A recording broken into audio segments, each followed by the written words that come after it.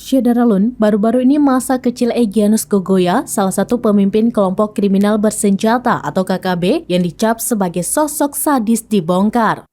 Sejumlah peristiwa baik penyerangan maupun penyanderaan yang dilakukan oleh KKB beberapa waktu terakhir memang diketahui bermula dari Egyanus Kogoya.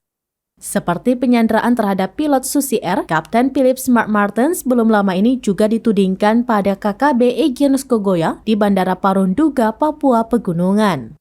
Sejumlah kejahatan yang dilakukan Egyanus Kogoya bersama KKB telah dilakukannya sejak tahun 2017 silam. Egyanus Kogoya telah melancarkan 65 kali aksi kekerasan bersenjata dengan menyebabkan 74 orang luka hingga tewas.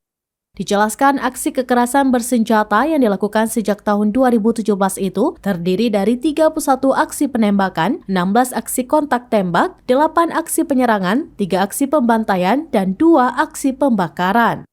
Kelompok Egyanus juga tercatat pernah melakukan aksi pembunuhan, pemerkosaan, penganiayaan, pengancaman, dan baru-baru ini penyanderaan pilot. Egyanus Kogoya merupakan pemuda kelahiran tahun 1999 yang baru menginjak usia 24 tahun. Meski terbilang muda, Egyanus sendiri bukanlah sosok sembarangan. Karena ia merupakan putra tokoh organisasi Papua Merdeka atau OPM Solas Kogoya. Egyanus Kogoya sempat berguru kepada sosok pemimpin KKB Papua yang sempat menjadi momok bagi warga sipil di Puncak Jaya, yakni Goliat Tabuni.